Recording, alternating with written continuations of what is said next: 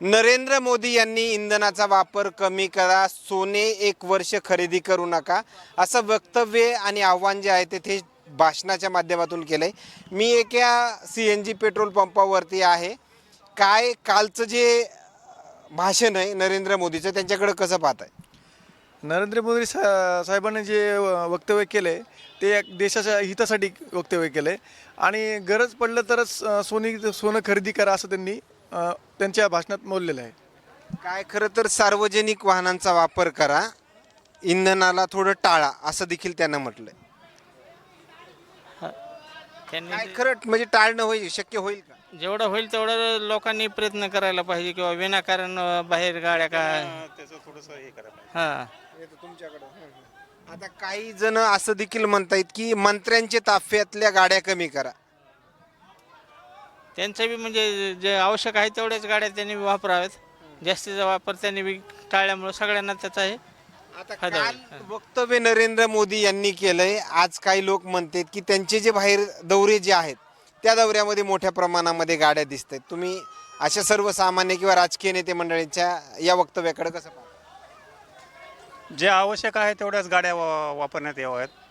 बाकीचे असं जे जसं पहिले मोकळे होत्या गाड्या, जसं जिथे मनमर्जी चालत होत्या त्याच्यातून थोड्या बंद करण्यात यावं. आता त्याच्यावर थोडं कंट्रोल केलं तर चांगलं राहील. मॅडम, तुम्ही कसं पाहताय? खरं तर खाद्यतेलाचा वापर जे आहे ते देखील कमी करा, असं नरेंद्र मोदी यांचं वक्तव्य। खायचं काय सोडायचं काय आता नाही, चुकीचं आहे बोलणं. कारण खाल्ल्याशिवाय तर काही हेच नाही ना. सोनं देखील 1 वर्षभर म्हणजे खरेदी वगैरे करू नका। सोन्याचं ठीक आहे समजा, पण एखाद्याचं लग्न असेल तर काय करायचं? बरं, ह्याचा फटका जे आहे ते थेट बाजारपेठेवर देखील बसल्याचं पाहायला मिळतं। हो ना, बाजारपेठेवर ह्याचा फटका बसणारच ना. आता जे काय तुमचे वैयक्तिक वाहन आहेत त्याचा इंधनाचा वापर पण कमी करा, असं ते थेट म्हणतायत। आता 3 घंटे आम्हाला इथं बसावं लागलं 6 वाजल्यापासून CNG साठी. म्हणजे अशीच परेशानी जास्त होत। आता आम्ही नांदेडपासून 2दा हे झालंय परेशानीमध्ये, तिथं बी 2-3 घंटे घातले आम्ही, उन्हामध्ये बसावं लागलं आम्हाला. आता हे जे आहे ते सरकारचं अपयश असं विरोधी पक्षाचे नेते मंडळी म्हणतात। तुम्ही त्या विरोधी पक्षाच्या नेते मंडळीकडे कसं पाहता? कारण एकीकडे नरेंद्र मोदीचं वक्तव्य आणि दुसरीकडे विरोधी पक्ष नेत्यांचे देखील वक्तव्य येताना पाहायला मिळतात।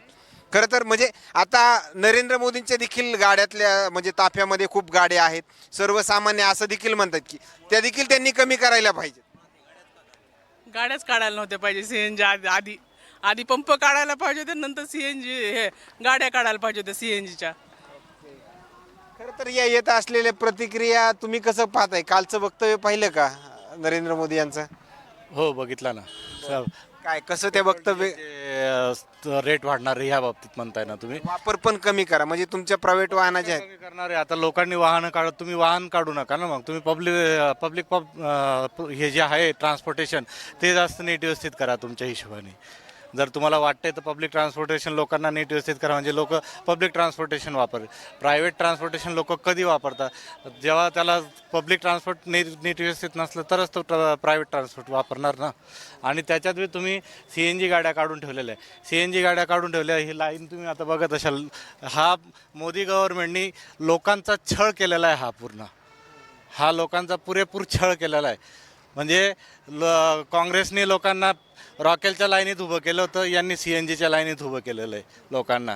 आज माझी टुरिस्टची गाडी, मी टुरिस्टवाला माणूस असून मला कस्टमर जर गाडीत बसलेला असला तर आम्हाला कस्टमर समोर असताना गाडीत लावायची कशी एवढ्या लाईनमध्ये? तो 1 तास कस्टमर आमचा थांबतो का? तुम्ही डिझेल गाड्या टोटली बंद करून टाकल्या, CNG गाड्या चालू केलेल्या आहेत. CNG गाड्या कोणत्या हिशोबाने चालू केल्या? तुम्ही तेवढे पंप काढलेले आहेत का? तुम्ही तेवढी अवेलेबिलिटी ठेवलेली आहे का? आज तुम्ही मी आहे